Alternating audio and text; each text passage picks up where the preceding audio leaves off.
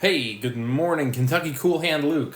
First one in the live. Don't go anywhere. We're going to be talking about the stock market today. We talk about the stock market every day because this is the most must-see live on all of finance TikTok. My name is Kenneth. If you've never, ever seen me before, welcome. You can learn a little bit more about me here by reading my bio. Stay tuned. I'm going to start this live in a minute or two when more people join. In the meantime, if you're in here, and you plan on being in here for the long haul, hit that screen a bunch. You can see that there are only 4 people in here with 0 likes. And TikTok always tells me, hey, Miss T, good morning. TikTok always tells me more likes equal more viewers. So the more you guys do it, and by the way, you got, hey, good morning, ambitious. The more you hit that screen early on. You know, if we do it 40 minutes into the live and everyone starts hitting the screen, it's like you lost your chance. So it really does benefit to have you guys hit the screen a lot right off the bat. I'm going to wait for a couple more people to join. There's already 50 people in here. You see there were 4. Now there's 75. Hello. Good morning. Let's see what's going on in the markets today. It says NASDAQ falls for the 5th day as Wall Street struggles to recover from early 2024 malaise. It's Ken with one N, but you can say Ken. You can...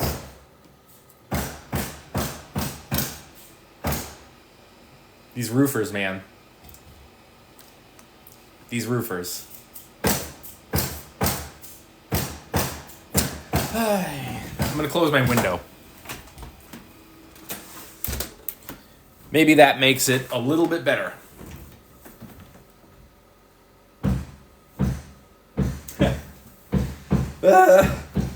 They were supposed to finish the roof last week, but it was rainy, so they delayed it. That's Robin. I wish it was Robin. We're going to be dog sitting again, though, in March and February and March. So, hey, thanks for the heart, ambitious. We will be dog sitting again February, March, so Robin will be featured in a lot of my videos moving forward. But we're only going to be there for 6 weeks this time. Kelly, thank you so much for the follow. I appreciate it. It says some comments were filtered to protect the user experience. Who's already saying mean things? I haven't even said anything yet. I was wondering how taxes are figured without dividends or with dividends.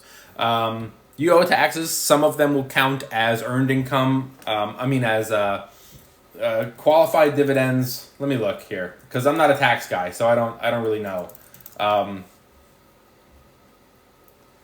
Qualified dividends are taxed at the long-term capital gains rate unless you're in a Roth IRA. So if you have a Roth IRA and you're investing in the Roth IRA, if you're investing, I'm just reading Rick Gilbert's comment. If you're investing in a Roth IRA, so the max for this year is $7,000. And by the way, something that some people might not know is that I'm just worried that like a nail is going to come through the ceiling and hit me. Right? Listen to that. And I closed the window. Hey.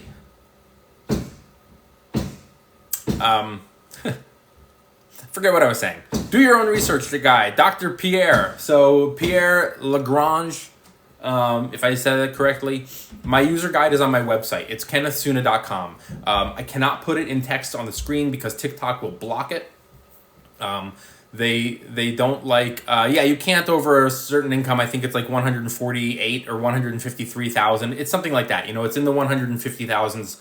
If you make over that, then you have to open a traditional IRA, which is fine, you know, but the max for a Roth IRA is 7,000. Oh, what I was going to say is people who say, oh, I just opened the Roth IRA, so I can only contribute once. You can actually contribute up to tax day, which would be April, for the previous year. So you can, if you are in a situation where you're fortunate enough to have $6,500 to put towards last year and $7,000 for this year, that would be great. You can also do a backdoor Roth IRA like Braulio was saying. Let me get back to the guy who was asking about the do your own research guide. So if I put it here, kennethsuna.com, TikTok's technology is really good. It can read.com. They don't want me promoting websites, I guess, for some reason. And there'll be like 2 people in the live. If I type it in the description, in the comments below, they will filter it because they don't want people spamming comments with .com and links and stuff like that. So it really is just my first name and my last name, kennethsuna.com. Click on the menu. and you'll see two guides. Well, you'll see one research guide, which is all the links I use to do my own research. The other thing you'll see that I just started posting for free on my website is a fundamental analysis breakdown. So you can compare, you can look at one company's fundamentals, or I put two side by side so you can do like a stock fight, which if you saw my video that I just posted this morning, something like that, where you can compare two companies side by side. High dividend, low beta stocks are the best investments. I love it. Nvidia is a great stock. I love it. Also, the opposite of a high dividend, low beta stock. But I'm all about diversity. That's going to be my thing till I'm dead. Is diversity. You know, some people say this is better. Some people say that's better. Some people say, should I get an index fund, S&P 500, or should I get a dividend that's tech, or should I get a dividend that's dividends? Get them all. You know, if you can afford to, get them all. If you can't afford to, then you have to research which one is probably best for you and your risk tolerance and your goals. But you know, this whole notion that like we have to find like the one that's better than the other. Come on, you know, unless you're debating two companies in the same sector, like Microsoft and Apple, or Coke and Pepsi, or McDonald's and Wendy's, like then we can debate and we can figure out. But when we're talking about a diverse portfolio where someone would be like, should I get a dividend ETF or a growth ETF? I'm like, you should get both. Like, that's what I would do. I would get both that way, and you can stagger them however you want. So you could, if you're younger, you could go heavier into tech. If you're older or you wanted more of a conservative investment approach, even if you were younger, then you could go heavier in dividends. You get to choose. That's the cool thing about investing. Walgreens is cutting their dividend. Yikes! I didn't see that. That's not great. We don't like to see that. Cutting a dividend is not good. Oh, yikes! The stock is down 11%. Oh, that is not good news for Walgreens. Good thing I don't own their stock. And they were even on my list for this year because of their dividend. Good thing I didn't buy it. Usually when a company cuts a dividend, it's a sign of bad news. So I would be keeping my eye on this one if I owned it. It's already down 11% today. If they're cutting their dividend, it means they don't have the extra money to part with. You know, they want to keep that money for themselves to either expand their business or pay off debts or, you know, who knows what. Walmart is very volatile. Walmart has a beta of 0.5. Anything under 1 is considered low volatility. So it might be volatile. Let's see. Walmart. In the last year, Walmart went up, wrong button. It went up 11%. An S&P 500 index fund went up around 25%. So it doesn't have massive growth. In the last 5 years, it's up 71%. In the last 10 years, it's up 104%. So it's a very slow mover, Walmart. I have your website bookmarked. We'll read it today. Thank you. Big news from Eli Lilly. Let's take a look at Eli Lilly's news. We already got some big bad news from Walgreens cutting their dividend. Eli Lilly, God.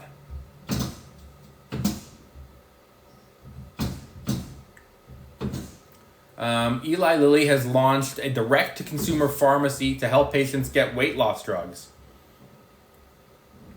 That could be big for them.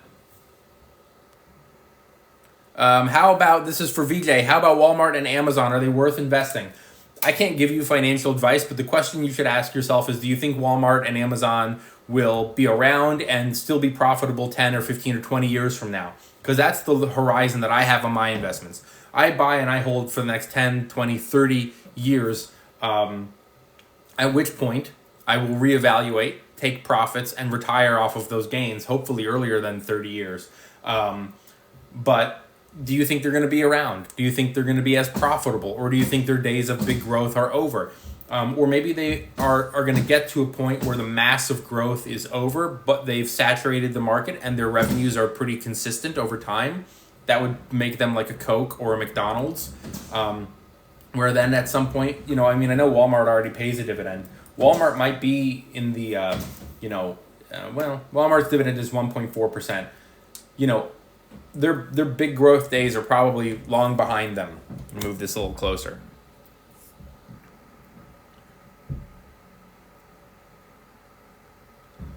Tesla to 8,000 in 2032.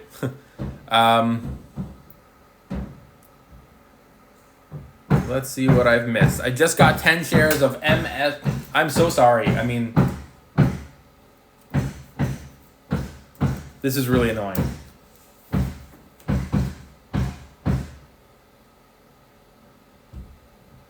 This is going to go on all day. I can yell over it, but it's really annoying. It's like they hear me and they're like, it's like they hear me. I don't know what to do. What do you think I should do? Should we wrap this live up? Because it's going to be hammering all day. I don't know how loud it sounds to you. If it doesn't sound so loud, I'll just talk over it and ignore it. But it's there right over me, banging and drilling and hammering and nail gunning into the wall.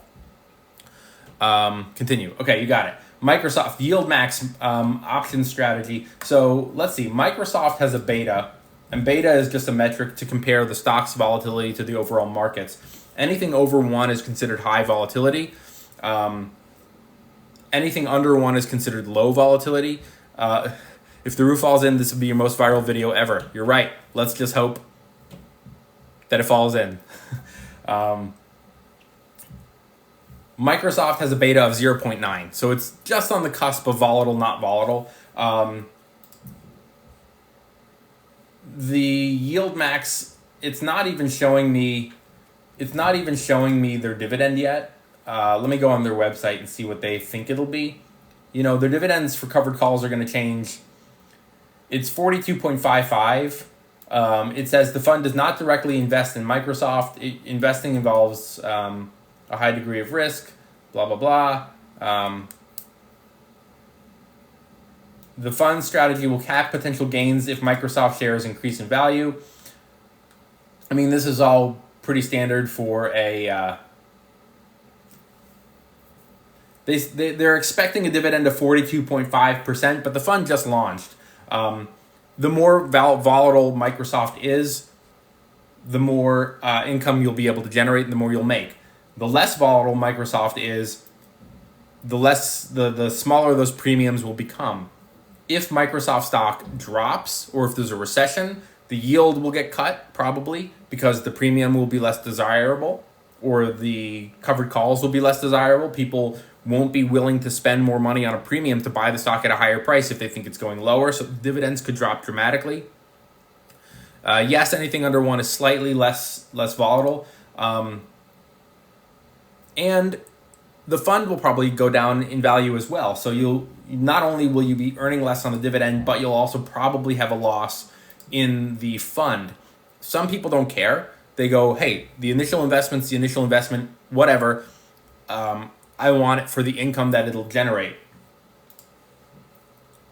It only went public in August. Let's see here. Charts. I'm looking at the wrong thing. So they've only had 1, 2, 3 dividends go out. The first one was in October for 28 cents. The next one was in November for 37 cents. And the next one was in December for 78 cents. So as Microsoft stock goes up, they'll be able to charge more for the premiums. If Microsoft goes back down, those premiums will drop in value. It's just something that you need to be aware of for the risks. I'm personally expecting 2024 to be the year of dividend stocks, not growth stocks. If the Fed cuts rates, people are going to be looking for higher yields, and they'll look to those higher yields most likely through dividend stocks. Delete my comment. Facts hurt. I didn't see your comment. Actually, I don't know who you are. Troy Green, post it again. TikTok always says that they've removed comments that were mean. So if you wrote something mean, try writing it a little less mean, and it'll probably come through. Spanglaz, what are your top recommendations for books to learn? Click on the link in my bio. There is an Amazon storefront that I have with all the books that I recommend. I'm not really generally interested in small cap stocks, so I don't know off the top of my head of any. I have a speculative playlist here on TikTok. I'm sure many of the stocks in that playlist are small cap by nature because they're speculative. If you want, you can leave a comment on one of my videos, and I will go back and do some research, and I'll make a video.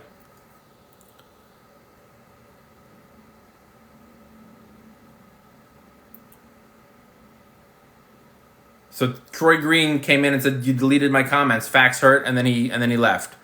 Or he's still in here and he's just posting mean things, and TikTok keeps flagging it. Can you share your favorite dividend stocks again? I mean, I'm just a fan of SCHD, Altria. I have Ford, although their dividend is always going to be on shaky ground. Johnson & Johnson. I want Realty Income. What else do I have here on my list?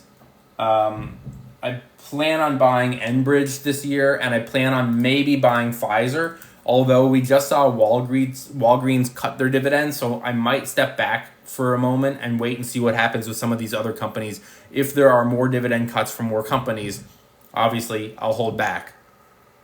SCHD, I can't give financial advice, but it is largely known as one of the greatest and more popular dividend ETFs. They may have a split. $20 a share is quite good. Small caps you're interested in and favorite wrestler.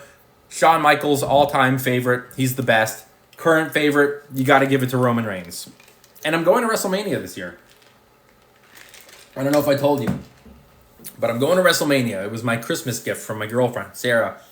She didn't have the tickets, obviously, so she wrote me a card. And she handed me the card. And I thought, card first, and then I'll open the present. I didn't even notice that there wasn't a present, like a physical gift. I just opened the card, and it was this long, very sweet card. And at the bottom of the card, in all caps and circled and underlined, it says WrestleMania. And so obviously my eyes went to that, and I freaked out. I'm 38 years old. I've never been to WrestleMania. I'm a lifelong pro wrestling fan. I'm very excited. It's 2 days. It's in Philly.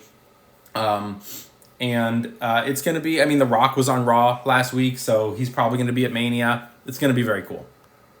Monthly income.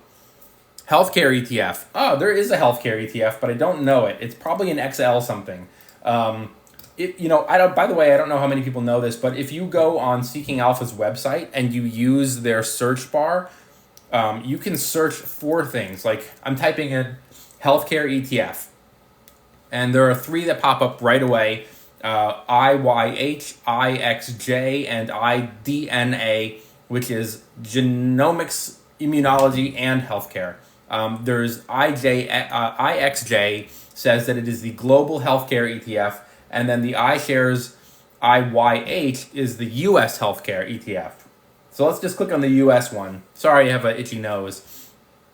iShares US healthcare ETF is $291 a share. It has an expense ratio of 0.40%, which is still, it's high, but it's still low. Anything under 1% is low. It offers a dividend of 1.17%, which is whatever. Last year, it went up 3%. In the last 5 years, it went up 61%. In the last decade, it went up 145%. It's a good way to increase your exposure to the healthcare sector without picking one that you think is the best.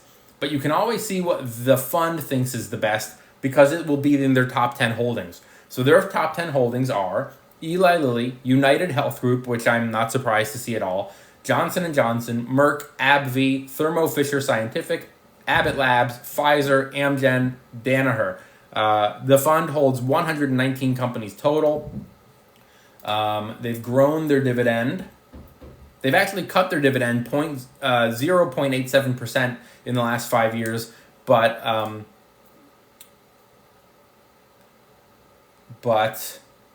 it's still a good dividend. It's an okay dividend, 1.17%. It's not that good, actually. Never mind.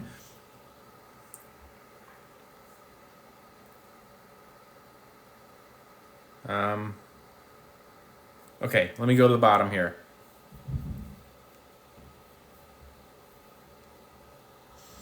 Ground floor in addition or instead of. I'm always a fan of in addition. I don't like anything instead of or one versus the other. I like diversity. Ground Floor is a company that hired me. They hired me to make a video for them yesterday.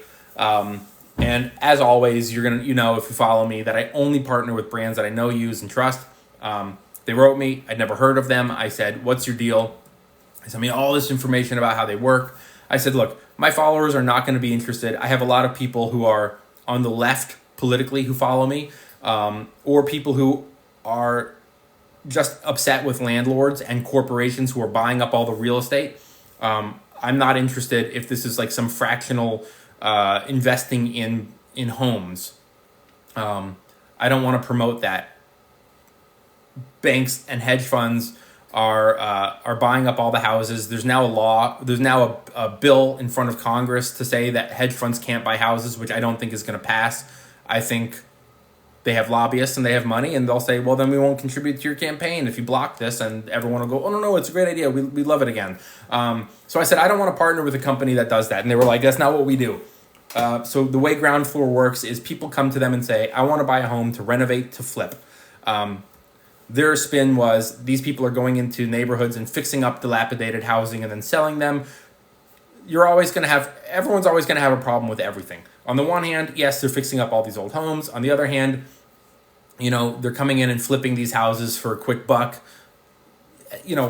People are always going to have an issue with something. But to me, I felt like that was a lot better than buying up the real estate and then, and then renting it out for BlackRock or Vanguard or something like that. Anyway, so I partnered with them. They have an average rate of return of around 10%. I like that, but I still will continue to invest in real estate investment trusts. I'm not the type to say I'm abandoning this for that. I'll just add to it. The new JBL I see wanting to be a wrestler, getting into the stock world. Yes, I met JBL a couple years ago. I live in Washington, D.C., and I think a long time ago, pre-COVID, so it was a while ago, I had hair. JBL was in my gym. I think he was doing something with Fox because he used to be a person on Fox News. I don't know if he is anymore, but he used to be on Fox News, Fox Business. And I walked in and I was like, God, that guy is huge. He's just like a large, like tall, like 6'6", 6'7". JBL's a big guy. And I noticed right away that there was just a very tall individual in the gym, and he turned around and he had gym shorts on that had the WWE logo on them. And I was like, oh my God, I think that's JBL. Now, I'm very respectful of wrestlers in general or celebrities in general. So I kind of like lingered by him, and in between, he put down his dumbbells and he was in between sets, and I walked up to him and I said, I'm a humongous fan. I'm a big JBL fan. When you're done with your workout, can you flag me over? I'd love to get a picture with you. And he was like, absolutely. So I walked off. I did my own thing. And like 40 minutes into his workout, he's done, and he's looking around the gym, and he sees me and he goes, hey, come here. He didn't have to do that. He could have just dipped. And I ran over and I said, I'm a stock trader. I wanted to be a wrestler just like you. And he laughed, and we took a selfie and shook his hand, and he left. Hey, TD Ranch, it has been a while. I had a fantastic holiday. My girlfriend and I went to Miami with my mom. I got pooped on by a bird. And then the very following morning, WWE superstar Omos, which if you're not a huge wrestling fan, you probably don't know who he is. But if you are a wrestling fan, Omos followed me on Instagram, and I lost it. I was sitting in the hotel lobby. We were checking out, and I was like browsing my phone while we were waiting for the lift to come pick us up, and I saw Omos on Instagram, and I went, oh my God, and everyone thought someone had died. My mom and my girlfriend were like, what happened? And then 2 days ago, Cal Penn from Harold and Kumar Go to White Castle followed me on Instagram, and I lost it even further. I don't know what's happening, but I think that bird poop, good luck, it's working. So I had a great holiday. I hope you also had a great holiday. Do you use any indicators to judge when to enter a stock ETF? Yes, Alex Brown, I do. So I'm a stock trader. I always use indicators for making my trades, but unlike some investors, I also use technical analysis for my investments. I'm long term, big picture. I'm who cares what the price is, just buy it if you want it, whatever it is, because 20 years from now, you're not going to be sitting there going, if I had just waited 3 more days, I could have got the stock at a lower price. You're going to be bragging. You're going to be saying, I bought Tesla at 50. I bought Amazon when it was 25. I don't even remember what I bought it at, but that's how long ago I bought it. That's what you're going to be saying 20 years from now. But in the moment, absolutely, I want to get the best deal I can on a stock. So if there's a stock I have my eye on, Even though long-term I say who cares what it's trading at, just buy it. In the moment, when it's my money on the line and the stock is $35 a share and I want to buy 100 shares, I definitely look at the charts to see, is this stock about to pull back a little bit? Because, hey, if it's about to pull back a little bit based on Bollinger Bands, relative strength, volume, those are the indicators I use. Why would I buy it at 35 when I can get it at 32? You know what I mean? That's kind of what I do for Kava. I use Kava as a stock that I'm buying slowly now, but I have the plans to hold Kava for the next 20, 30 years, depending. I'm just pulling up my Thinkorswim so I can look at the chart for Kava. But I'll absolutely, in the moment, look at the chart and be like, oh, this stock has had quite a run. I'm going to wait a week or two for it to pull back so I can get it at a lower price. So yes, great question. I do use technical analysis for investing as well as trading. What is your favorite holiday decoration company? Well, I am Jewish and don't decorate for anything ever. So, and I'm a minimalist, so I don't really know. I would probably pick something that isn't just dependent on the holiday seasons. I'd probably go with an Amazon where I can just get what I need from them. What was I gonna look up? Kava. What are holiday decoration companies even? So here's the Kava chart. Let me go to the 20-day and show you kind of what I mean. This is how I'll use technical analysis. If I'm looking to buy this stock and it's trading right here in the middle of these Bollinger Bands and the stock on the relative strength is kind of in the middle, I'm going to wait. And I see that it breaks out here on the upside, so I'm now expecting a rally. They're going to be hammering all day. So now I'm thinking, okay, I'm not going to buy it at this point because the stock is going to break. Now, if it was a stock trade, I might consider making a trade here because of the breakout. But I would also come down here and look at the volume and go, oof, that's not a lot of volume.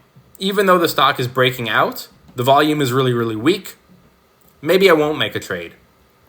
Then what I notice is it starts pulling back a little bit. And once it crosses this 20-day moving average, which is the blue line in the middle, and it's on the negative side of these Bollinger Bands, then I really step back and I go, uh-oh. Because if it breaks this support line here, so this is resistance. In other words, it's resisting going higher until it breaks out. This is support. In other words, it's holding support on this line. And as soon as it breaks, that could be an indicator that the stock is going to go lower. And sure enough, look what happens. It breaks over this Bollinger Band, the support line here, and it just dumps.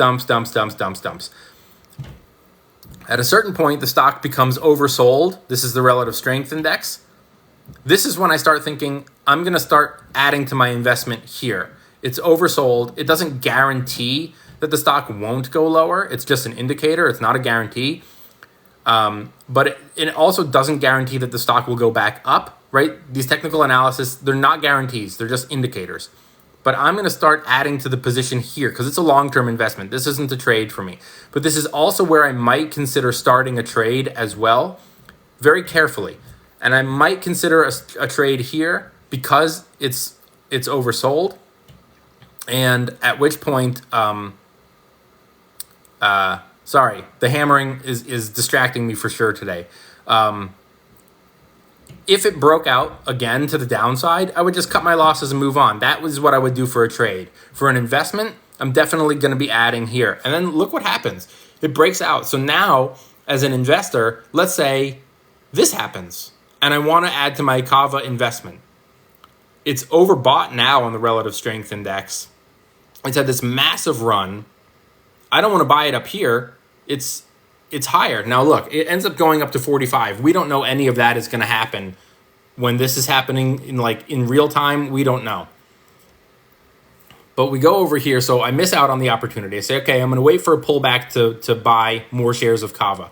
What ends up happening is it goes from $38 a share, which is where this is, all the way up to 45. And I'm sitting there going, oops, I missed my chance. But we also noticed that a couple times it hits overbought, and look what happens. The bands squeeze together, which is indicative of something is about to happen, and it breaks below the resistance here, or support. I'm sorry, it breaks below support. Now, as an investor who's keeping an eye on the stock, I'm going to wait for the stock to sell off and get back into oversold territory to make my investment. And look what happens. It is currently, in real time, oversold.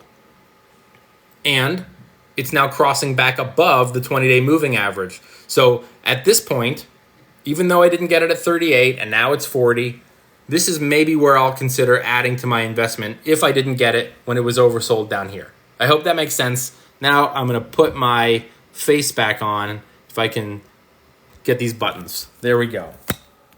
Let me go to the bottom and I'll work my way back up. The best way to identify an oversold stock is to look at the relative strength index, which will show you if the stock is oversold. It is my favorite indicator.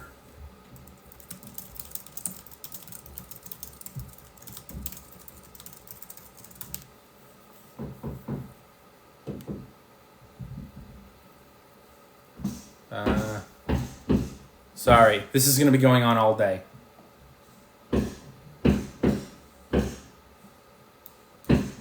This is gonna drive me crazy. My thoughts on gold, it's fine as a part of a diversified portfolio. But the people who are like, the gold standard is coming back and we're going to give up the dollar and gold, the people who lean a little bit more towards conspiracy, I'm not that concerned, like where I'm going to start stockpiling gold. But as an addition to a portfolio, I don't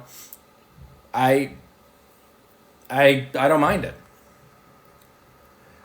Jamie Lopez, I think there are multiple fake accounts. There's more like 1,000.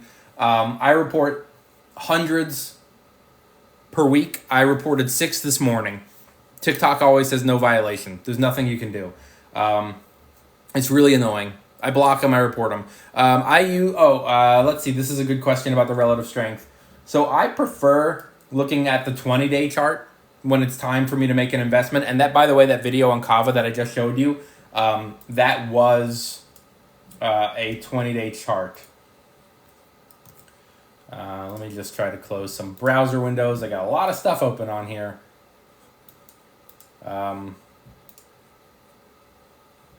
Okay. I'm glad that the people in the comments are saying that the hammering isn't bothering them, but it is driving me nuts. Not right now. Right now, they seem to have stopped.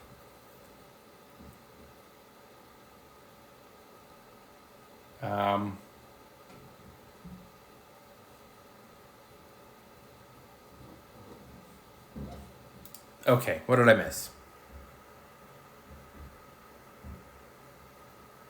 Is the site free to use? What's the site for the technical chart? I use Thinkorswim, which is now available only through Schwab. It used to be only available through TD Ameritrade. It was like their patented thing for traders. Schwab bought Ameritrade, and they were like, Thinkorswim is coming. But they had to like make some tweaks, or they wanted to make their own version. I don't really understand behind the scenes what was going on. But it was supposed to be like 5 months ago that it was supposed to move my account to Schwab. Now they're saying May of 2024. So if you want to use Thinkorswim, you'd have to open a Schwab account. I believe Schwab now has it as well, but there's just some more things they have to work out or something. I don't really understand. What time frames do I use for trades? I use a 20-day chart, 20-day 1 hour. And when it's time for me to make an actual trade, 1 day, 5 minute.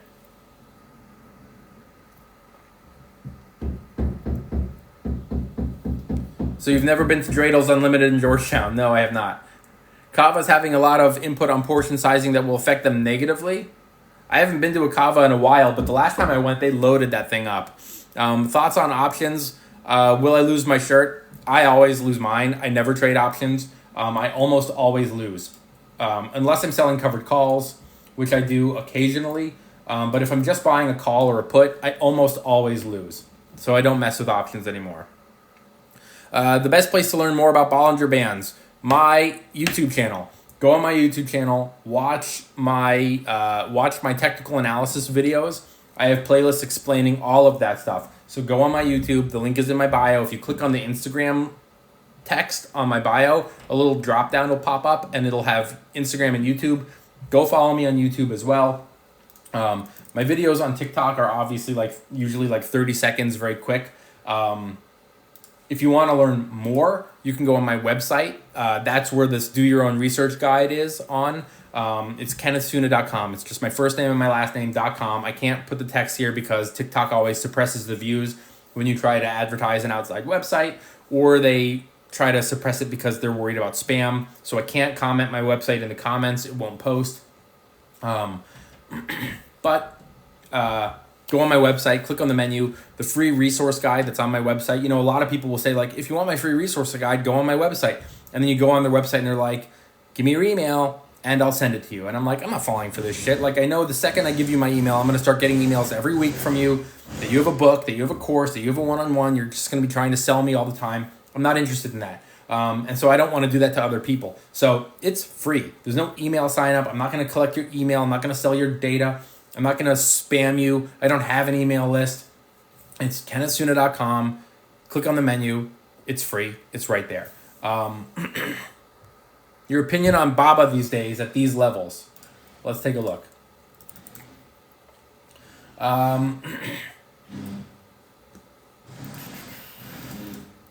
Apologies again. I'm going to be apologizing all day for these roofers who are now drilling. So Alibaba is $75 a share. They have a 1-year price target of $125, which could be around a 66% move if the analysts are right. We know, by the way, that analysts are right about 30% of the time. It doesn't mean that they're wrong, flat out, the other 70. But the analyst who has a price target of 125.92, if Alibaba gets to 123.75, he's going to be wrong because it didn't hit his price target. But it's still up, and I'm sure there are always going to be analysts who give a price target. It doesn't even get close.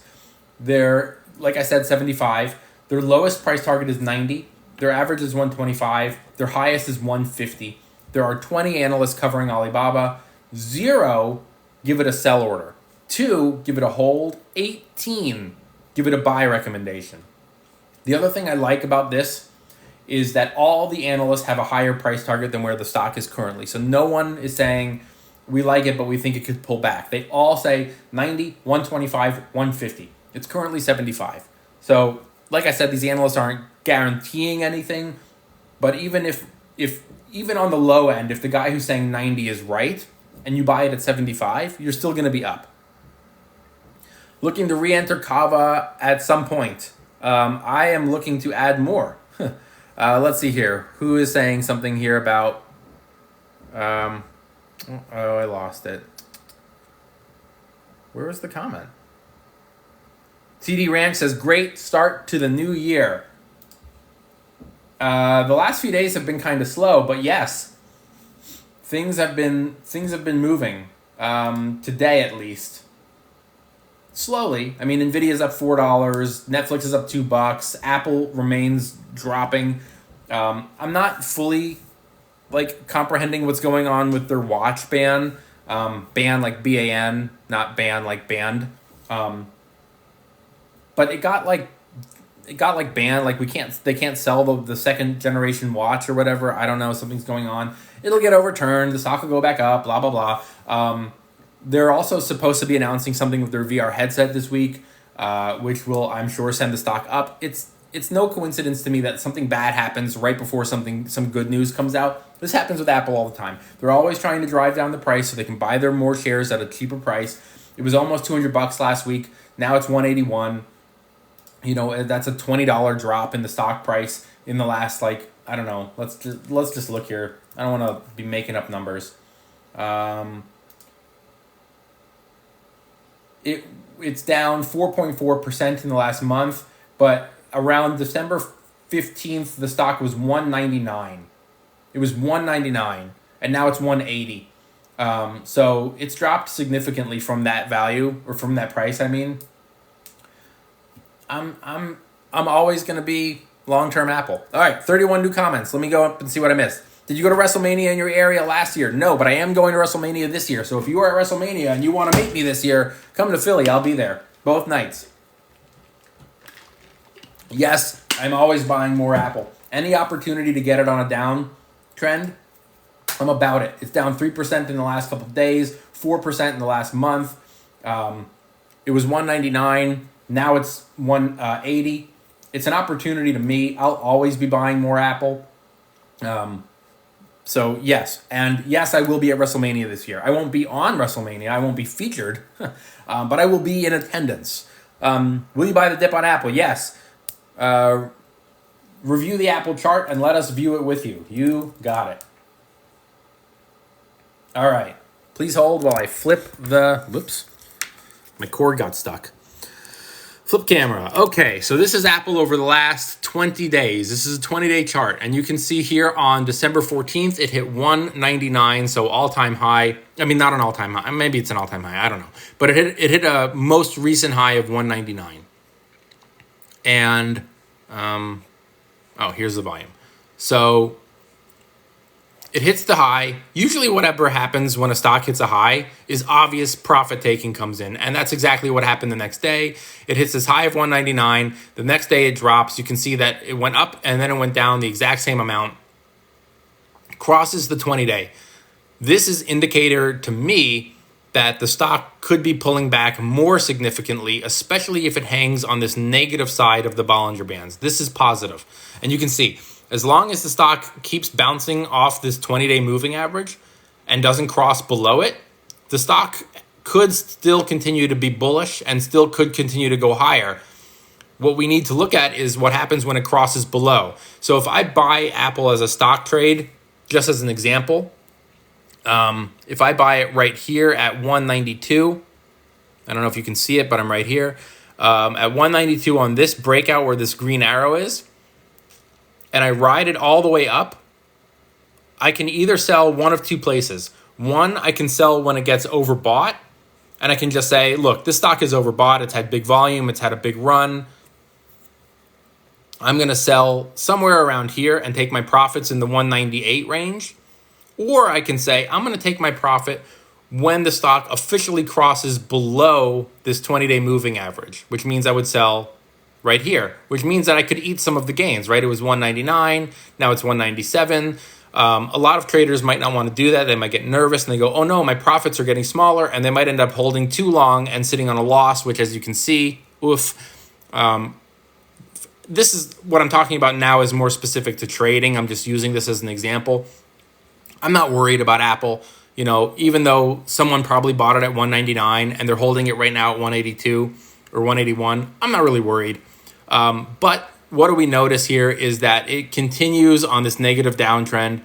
Even though a couple times it tries to get over, it tries to break out, the volume just isn't there. The volume is down here on these blue bars. It's pretty weak. And it continues on this negative side. It has a couple big breakouts to the downside right here. I think this is where that negative news came in. Now, this could be insider trading. This could be people who are in the know, who are finding out, they're going to ban they're going to ban this Apple Watch. We should be getting out of our shares. That could be all of this for all we know. It could also be just people who bought the stock earlier on in 2023 and they're taking some gains. We also might see people selling the stock as they prepare for the end of the year for tax purposes. And then this happens and the stock just dumps. I mean, look at this. The volume is like pretty much in this range. And then it near doubles as the stock just panic sells off. And by the way, if you ever go on CNBC's website, it's like negative article after negative article after negative article, all on Apple. Every headline is markets drop, Apple is down. Bad news with the markets, Apple is down. Apple is down. Apple is down. It's like a media blitz. That's what my friend user Ghostbox Dave, who's also on this app, called it. He said it's a negative media blitz meant to freak people out and get people to dump their shares, and it has worked. Now, what do we see? Apple is wildly oversold. Could it continue to break out and go lower? Yeah, look, I mean, it was oversold here, when it was 184 and it went lower. So there's no guarantee that just because it's oversold that it's going to go sideways or that it'll go up. It's just an indicator. But as someone who wants to buy more Apple stock, I might be slowly adding to the position every time it gets more and more oversold. So let's say I wanted 10 more shares of Apple stock. Instead of going and buying all 10 right here because it's oversold, I might say, I'm going to buy 2 here. Oh, look, it dropped a little lower. I'm going to buy another 2 here. Ooh, a breakout to the downside, and it's really dropping today. Maybe I buy another 2. So 2, 4, 6. So I've got 4 shares left to buy Apple stock. And maybe in the next couple days it drops lower, or maybe it starts to rebound. And I didn't buy any more, so I only bought the 6 shares. I didn't buy the other 4, and the stock recovers and goes higher. Or maybe it breaks out to the upside. Maybe they have some really good news and the stock rebounds. Maybe I just buy a little bit higher and I buy those last 4 shares in the 180s instead of in the 190s instead of the early, the low 180s. There's a lot of ways to play this. But yeah, if I see a stock that has a breakout and an all-time high and then it starts pulling back and it starts going lower and lower, I'm going to be waiting for opportunities like this one. Maybe this is where I start and I buy 2 shares. And then it drops a lot and I buy 2 more. And then it drops and I buy 2 more. And then it drops and I buy 2 more. I wouldn't recommend averaging into loser stocks, but I don't think Apple is a loser stock. Buying every little dip in Peloton or some Charge Point or something like that, I feel like that's throwing good money into a bad investment. With Apple, I think they will have pullbacks like this. This just screams not once in a lifetime opportunity, but definitely an opportunity. All right. I got a lot of comments. Hello again. It looks like maybe the roofers have stopped. Should I sell my Ethereum? You have 5 shares. You really have 5 coins. Because Ethereum is not a stock, it's a coin. But I make that mistake too. I say it all the time. I can't tell you what to do. I'm not a financial advisor. Crypto has had quite a run recently. These crypto ETFs that are coming out could be like a buy the rumor, sell the news. In other words, they might say, all right, the crypto fund is active. Well, we knew that was coming, so I'm going to take some profits and I'll move on. So that could explain some of this more recent pullback. If you believe that Ethereum is going to continue to do well long into the future, it might just present itself as a buying opportunity for you to buy a little bit more. Suman Singh says, you are so knowledgeable. Thank you. I really appreciate that. You should do a cooking channel too. I have one. I do have a cooking channel. I change the name of it frequently. So, and I don't post on it very often anymore. But I had a cooking channel. First it was like recipes that I was making. I also have a food playlist here on TikTok. I have a food playlist on... Oh, okay. I wasn't sure what was going on. I have a food playlist on this account too, but the food videos never do well on this account, so I created a new one, and it was going to be more like restaurant, like me going out to restaurant videos. So it had a different name, and then I changed it again, and then my girlfriend Sarah started cooking a lot, and I would take pictures and I would send them to friends, and I would say, look what Sarah made. And I would say, look what Sarah made, look what Sarah made. And I made those photos so much that I thought, I'm going to rename the TikTok account Look What Sarah Made. So you can find that it's called Look What Sarah Made right now. But there are some recipe videos where I'm cooking. There's recipe videos where she's cooking. There's dining out videos. So I might change the name again. I don't know. But yeah, you can find it. But I am not selling my Ethereum. I'll be holding it for a while as well. Buy Amazon just like Apple. Move into banks and healthcare. Carvana, staying away. Good morning. Don't do that. People are saying, please don't sell your Ethereum. I can't give financial advice, so I can't tell you to sell something or not. Look at Foot Locker. Oy, Foot Locker. I don't even know that was a company anymore. Foot Locker year to date, so since 2 days ago when 2024 officially started as a trading day, it is already down almost 8%. Ouch. In the last 12 months, Foot Locker is down 23%. In the last 5 years, it's down 48%. In the last decade, it's down 30%. It pays a massive 5.5% dividend, likely due to the fact that the stock has dropped so much. Remember that 5% is 5% of the company's stock price. So as the stock price goes down, that dividend yield goes higher, and as the stock price goes higher, the dividend yield comes down. Foot Locker, I don't know, man. They have a dividend safety grade of D-. I guess people still go to stores to buy shoes. I think that's one of the few where people probably still go to the store to buy shoes versus online, because they got to try it on, they got to see how it feels, how it looks. But I don't know about Foot Locker. I don't know. It has a lot of bad grades. Their growth is rated at an F. Their profitability is C-. Their momentum is a B. Their valuation is rated at a B as well, but that's probably because the stock has lost so much value. So I don't know how I feel about that. Free Spirit Adventurer says, do you sell shares to fund your purchases or do you use dividends? When you mean fund my purchases, what do you mean? Do you mean like me buying new investments, or fund my purchases like going to the grocery store and dinners out and stuff like that?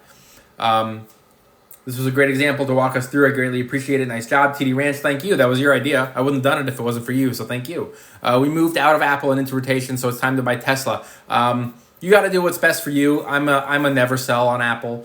My price point is so low. I bought Apple in 2003 and 2009 at various times in the past. So I'm not selling. I don't want to lose my low cost basis, my low point of entry. Trading will have a lot of taxes. Yes, it does come with higher taxes for sure.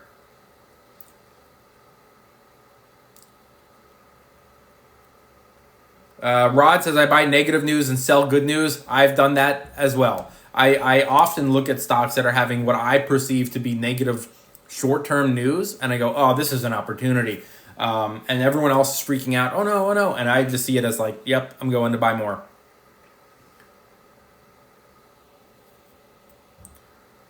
Richie says, what I hear, and Kenneth, is the emotional trading is taken out and indicators of the weighted risk. Yes, emotion has to be taken out. Especially for trading. I understand emotion a little bit more for investing because we've researched these companies, we've picked them because we think they're going to do well long term. They start to work against us, we start to freak out, especially like what we were just talking about. If it's short-term, negative risk and you're new to investing, that short-term negative risk often sounds like it's the end of the world and everything is over. And then a couple months or a year later, the stock is higher and people are going, oh no, I shouldn't have sold. So emotion is definitely something you can master by learning a little bit more about what's going on in the overall economy and the markets. Absolutely. You can master that. You can look at something and go, oh, this is temporary. This is no big deal. Or you can look at it and go, oof, this company is losing revenue, losing sales, their dividend is being cut, their debt is going up. I'm out of this one. But it's definitely something you can master. What do you think about Hey! Hello. What do you think about TLT? Sorry. 20-year treasury bond. I don't know. I'm not a bond guy. It has a 3.39% dividend. I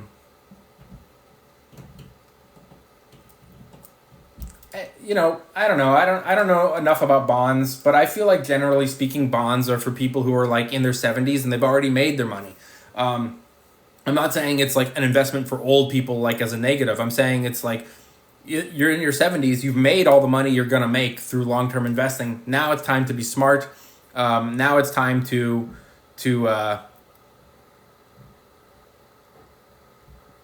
be smart with your money. So generally, bonds, I don't know. What causes Verizon to go so high? Let's see. So Verizon's up 1% today. A couple things with Verizon. One, this company is probably always going to be around. They've probably got a built-in customer base. I use Verizon for my home internet. Other people use it for their phones. People use their television. Their various services are probably always going to be used. Is Verizon going to be this like massive growth company? No. If you look at over the last 10 years, it's down 17%. Over the last 5 years, it's down 29%. Over the last year, it's down 1% last year. This year to date, I know the year just started, but it's already up almost 2%. I think a couple of things with Verizon. One, people are realizing that this is around forever. Their dividend is now 6.79%, which is massive. It's great dividend. So I think, one, you're getting people who are yield chasers. They come in, they see a stock has gotten hammered and it's a good quality company, and they go and they buy more of it. Two, this is a company, like we said, that's down significantly over the last decade, and people are bottom fishing for these good quality companies. Three, I believe 2024 is going to be the year of the dividend. I think tech stocks will probably always do well, but I think people are going to be shifting back into more dividend stuff this year, especially if the Fed plans on cutting. If the Fed plans on cutting rates, people are going to be looking to dividends to get that money back. And so I think dividend stocks could have a good year. And that's why Verizon might do well. $200 a share, no way I can afford to buy good and sell bad. Apple, NVIDIA, Tesla. No, you didn't miss earlier on TLT. I just don't have any experience. I just don't. This is never going to go away, is it? This is just going to be my life. I never. I just keep getting distracted by this.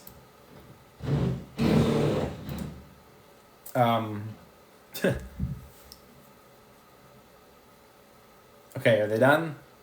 Watch as soon as I start talking, it happens again. I'm not a bond guy. I don't have enough information on bonds, but like I said, I think generally people who have made their money put their investments in bonds at a certain age because their goal is to just, have a little bit of growth, protect their money, not grow it. They're not in a stage at 70 or 80 where they're trying to grow their money or take risks. They're at the stage where they've made their money, they want to preserve their capital, and they can make a little with bonds. So for me, I'm always going to prefer to go stocks. When I see a 20-year-old buying bonds, I'm like, what are you doing? Don't play it safe. Take the risk. I'm not saying go and buy something dangerous, but like index funds that specialize in tech or growth, go there. You don't need a bond. Bonds are for babies and for old people. I got a treasury bill when I was born. It was like a $200 treasury bill. When I cashed it in, it was like $300. Like, come on. I disagree. For investing, you can pick companies that you see in your life and continue to innovate. I don't know what you're disagreeing with, but that's kind of what I do. I pick companies that I see and that I use. My top three indicators are Bollinger Bands, relative strength, and just regular old volume. Investments. Yeah, sometimes I will sell. So this is for free spirited adventurer. Sometimes I will sell an investment that's no longer working for me to raise capital to buy another investment. A prime example was last year I had stock in Microsoft. The roofers are here, so that's what is all the power drilling you hear above me. I had stock in Microsoft. I thought Microsoft was going to do well, but I thought this other company, NVIDIA, was going to do even better. So I sold my Microsoft stock and I used it to buy NVIDIA. Last year, Microsoft was up 50%, which is great. NVIDIA was up over 250%, even better. So that was a wise call. These roofers are right above me. I can even see them. Let's say hi. See that guy? Can you see him? Hello. You're on TikTok. This guy has no idea that he's on TikTok.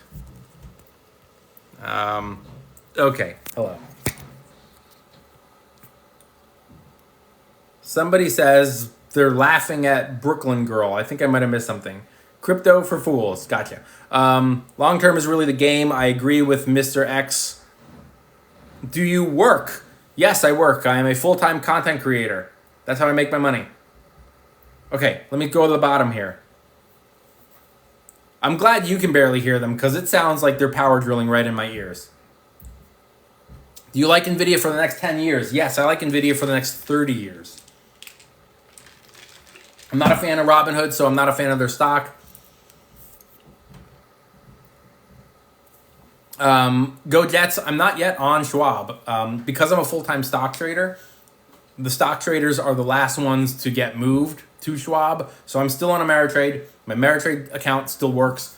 I do not have Schwab. I don't like it. My Roth IRA, because it's a separate account, my Roth IRA from Ameritrade has moved to Schwab, so I'm able to like go on and look at the site. I think it sucks. But I'm here for Thinkorswim because I'm an active trader, so I'll make it work. But Fidelity is another option people love. Male or female, who's your wrestling tag team partner? If I could have any tag team partner, that's a good question. I think a team of myself, I would choose Brock Lesnar because then we would just never lose. He would just destroy everybody. So I'm picking Brock. Have you looked at Key? I bought it around 11. I've never even... Wait, Key. I think I know this one. Key Corp. Why do I know this one? Diversified Bank. Someone must have asked me about this one a while ago because it looks familiar to me. Have you looked at Key? I bought around 11. So it's 14 now, so you're up. That's awesome. It pays a dividend of 5.78%, which is also great. They also have a 5-year dividend growth of 7.73%, which is also great. They also have 13 years of dividend growth, which is also great. They also have a dividend safety grade of B-, which is also good. In the last 10 years, it's up 5%, so that's not great. In the last 5 years, it's down 4%, so that's not great either. Last year, the stock went down 20%.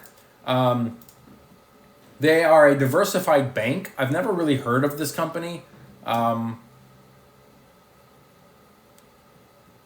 KeyBank National Association that provides various retail and commercial banking product services in the U.S. It offers consumer bank and a commercial bank. I mean, the revenue is pretty much stagnant at like 6 billion, 6 billion, 5.6 billion, 7.6 billion. The revenue seems to go up and down, but generally within a range. Their dividend is great.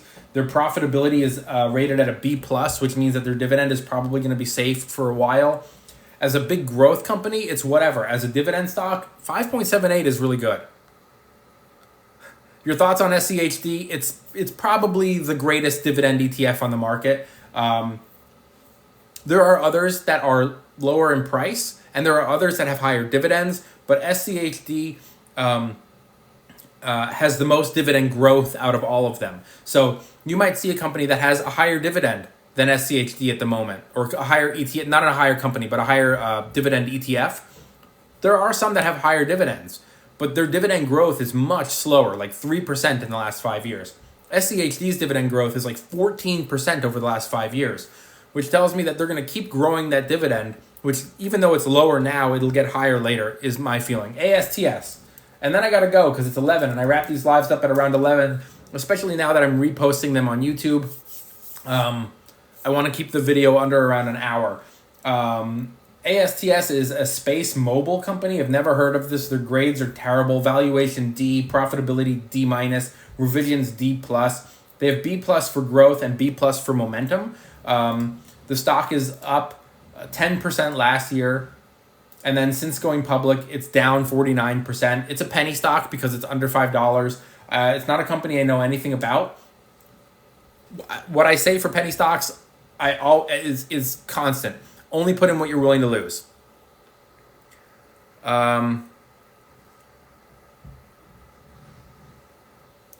You can't set stop losses in Fidelity. This is actually what I've heard, which is weird to me. I love CM Punk. He's my favorite.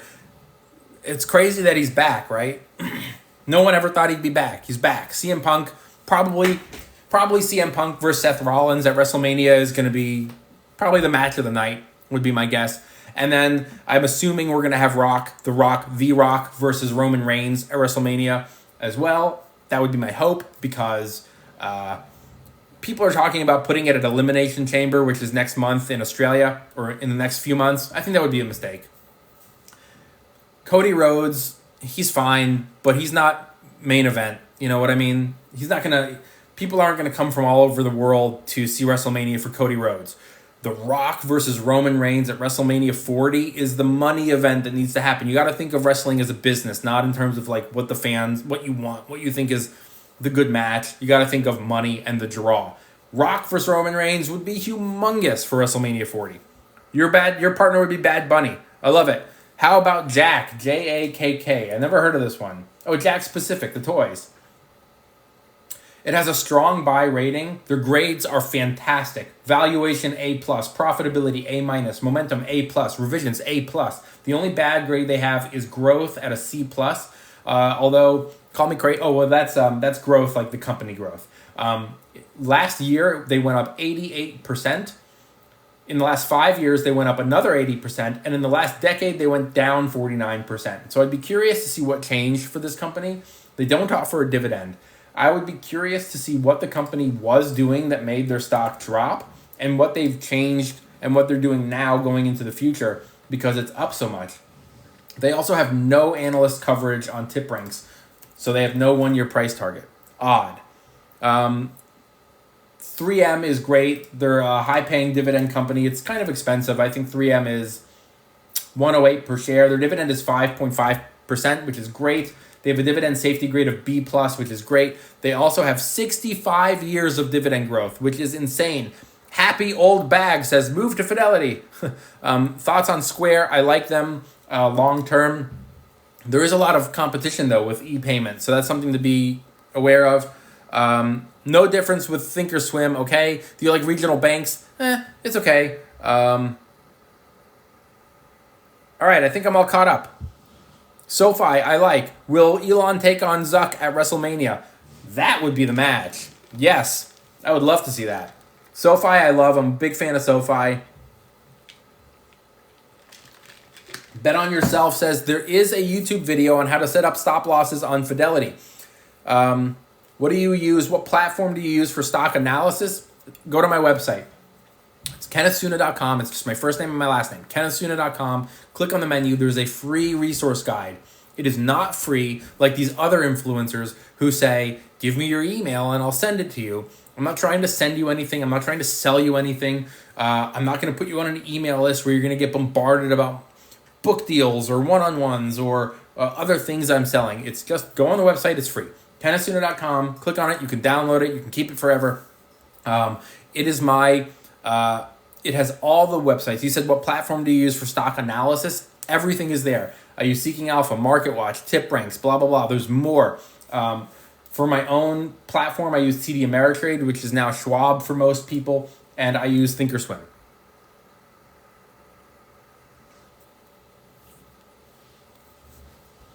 All right, everybody. I got to go. I got to wrap this live up. HK50, I've never heard of it. HK50, what is this, a company? What is HK50? Oh, the Hong Kong. Oh, the Hang Seng. I have no thoughts. It's the 50 largest companies listed on the Hong Kong stock market. Companies like Alibaba, Bank of China, PetroChina, China Petroleum, and Chemical Corporation. I don't invest in Chinese companies, so I don't have too much information or knowledge about them. All right, everybody, I got to wrap this live up. Happy New Year to everybody. Happy New Year to Miss T. I'm going to be posting this live on YouTube, so if you missed it or you want to go back and rewatch anything, go do it. Download my free resource guide if you want to learn how to trade. Download my free template, the fundamental template, also on my website. Happy New Year to you as well. Thanks for watching. Thanks for following. I always like to do this. This is how I like to wrap up these lives now. Let's see how many new people have followed so I can thank all of them appropriately. Let's see. 99 new followers. Hey, thank you for the 99 people who are new here. I appreciate it. Thanks so much for the follow. Have a good day. I'm going to be posting this live on YouTube, so if you missed it, you want to go back and watch it. And I will be live on Sunday at 10 a.m. Eastern Time. Bye, everybody. The real Pooch, Poch, Pooch, Poach. Thanks for the follow. Bye, everyone.